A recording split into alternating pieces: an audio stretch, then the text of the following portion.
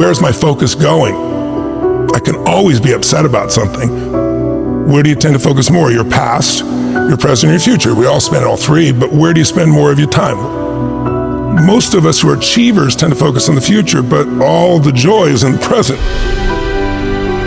The majority of people spend a lot of time in the past, and the problem is you can't change it. You're constantly focused on what's missing versus what you have. You're focused on what you can't control. And there's two worlds, right? The external world, the internal world. We can't control the external world, we can influence it. The part we can control is what's going on inside of us. And that we can control what we focus on. We can control the meaning. We can decide the meaning. We're the meaning makers, and we can decide what to do. And when we make those three decisions, we're in control of our life, and all the anxiety and bullshit tends to go away, especially if we're trying to do that to serve something more than ourselves. Because you can't serve something more than yourself and not benefit. When you want some self-esteem, do something worthwhile beyond just yourself. We all know the two emotions that destroy your relationship, your business, your life, it's fear and anger. Those are two extremes. You can't be grateful and fearful simultaneously. You can't be angry and grateful simultaneously. But like, you look at somebody like Steph Curry, and you see this guy who, to shoot the ball from almost half court. So he doesn't even look. He turns around and just waves because he knows it's in already. And there's swish, and the crowd goes crazy. And people look at that and go, he's unbelievable. He's unbelievable. It's unbelievable. He's the greatest three-point shooter in history. There's no one like him. But what they don't pay attention to is that isn't like a little gift. He shoots 500 shots every single day, never less than that, 7 days a week. For more than 15 years, his 15-year professional career. He's been doing it since before he was in college. His dad really trained him. So think of that, 3,500 shots a week, 168,000 shots in a year, 2 million shots in his 15-year NBA career, so he can make 3,600 shots. Not even 1/10%. I tell people, you get rewarded in public for what you practice in private. I think everything happens for a reason. I think there's a higher purpose. I think it's my job to find it. I think that life happens for us, not to us, but it's our job to figure it out.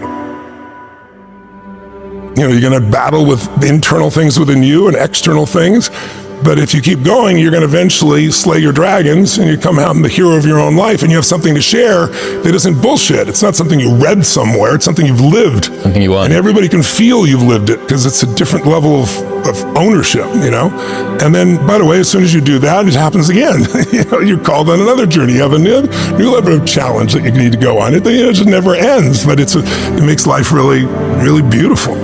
How can people who are always very hard on themselves learn to build up their self-esteem a little bit more?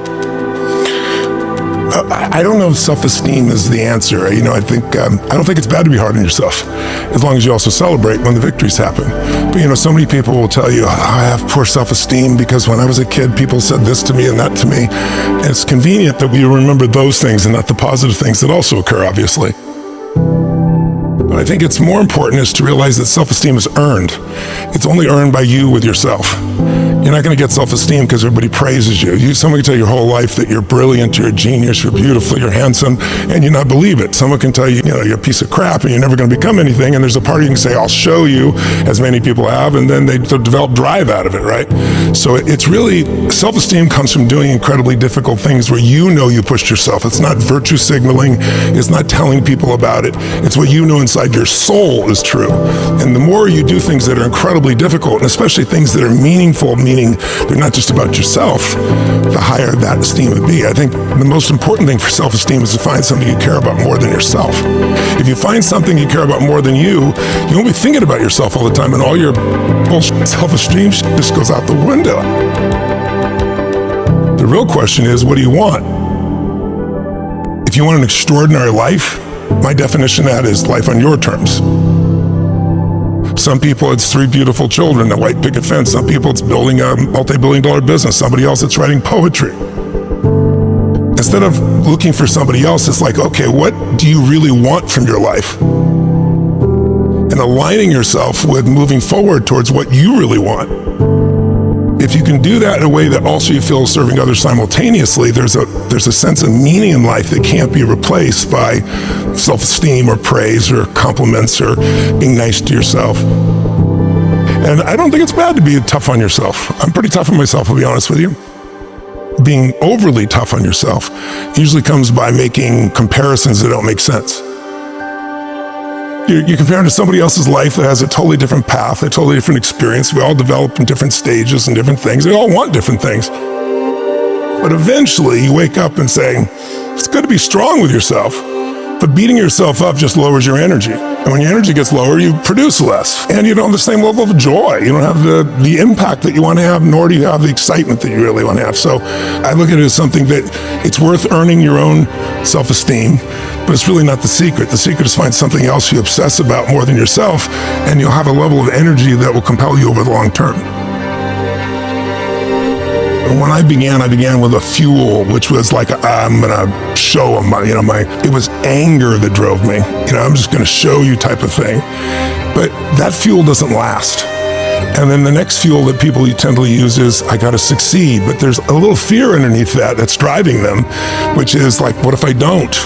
Versus a knowing, it's like, if you give your all every day, your gifts will make room for you. And it's like having a knowingness that things are going to be fine. And then there's the next level, which is you start to know who you are, and you're not trying to prove it to yourself or other people. And you just want to help. It's the difference between what I would call push motivation and pull, right? Push is, I'm going to make this happen. And it takes tremendous willpower. And I know you have plenty of willpower, I do as well. But there's a limit to willpower, but there's no limit to pull. Pull is when there's something magnificent that you want to serve, something that you've got an obsession for, to create or to do or make happen. And that you don't lose that energy, you don't lose those components, and you're able to laugh and enjoy along the way. I think it's important to realize wherever focus goes, energy flows. It's corny, but it's true, right? In fact, maybe an easier way of saying it is, we don't experience life. None of us do. We experience the life we focus on. So in any moment, what's wrong is always available. So is what's right.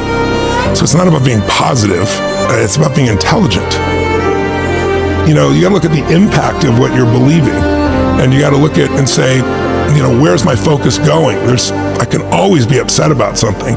I can always find something to be joyous or at least grateful for, which leads to joy. And I think it's learning to discipline your disappointments. Not allow them to grow and to move on and to use whatever life has given you.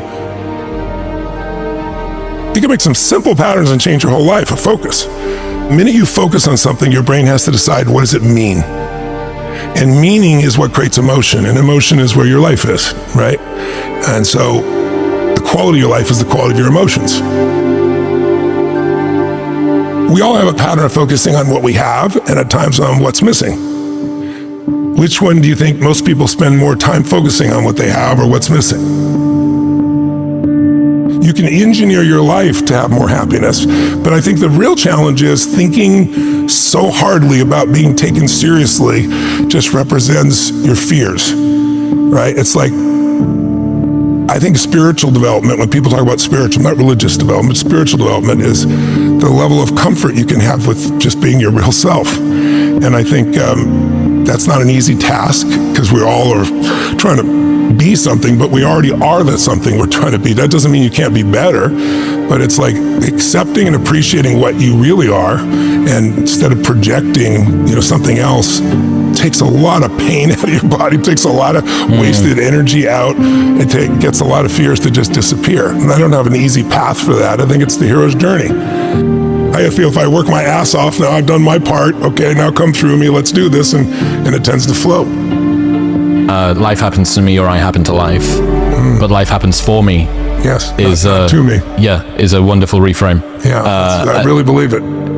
But you got to dig for it. It's not easy. But it's got to be earned, right? Like, wishing for confidence without competence is just delusion. You have no evidence to say that you can do this thing. If you want freedom, if you value freedom, you can't possibly have it as long as you play the victim role. None of that makes you who you are. None of that controls where you are in your life. It's like, have you ever had something happen in your life that was horrible? I mean, it was painful. You'd never want to go through it again in a million years. You wouldn't want anybody else to go through it that you care about. But after 5 or 10 years, you look back and you say, I never want to go through it again. but now I see the wisdom in it. I'm glad I did. It's like it made me care so much more. It made me so much stronger. It made something in me more. I mean, I'm sure you can relate to that, can't you? Yeah, for sure. I mean, you don't really realize it's just life. And then you learn a little bit more about yourself and you start to realize, well, look at all of the ways that I've had to compensate for that. Look at all of the ways that it's held me back. Look at all of the beliefs that I have about myself. And God, if only that hadn't happened, then I would be here or I would be there. And then you realize, well, the light side of all of that dark stuff is usually the stuff that I'm most proud of myself for. Yes. So the fact that you were maybe a little bit alone in childhood means that you're very self-sufficient when you're an adult. Or the fact that you didn't have anyone to support you means that you have no concern about working on your own and continuing to take a bet on yourself, so on and so forth.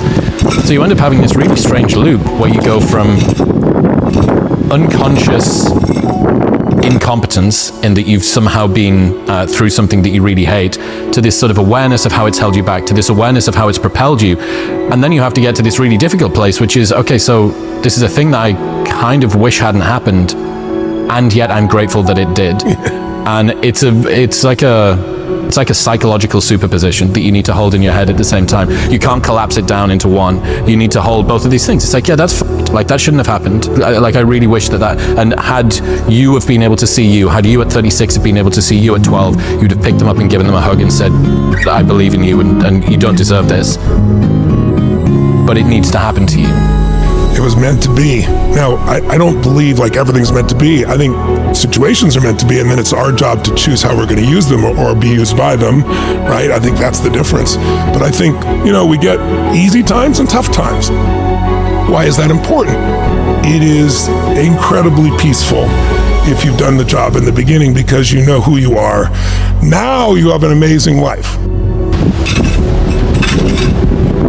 Saying you want it bad will not get you results.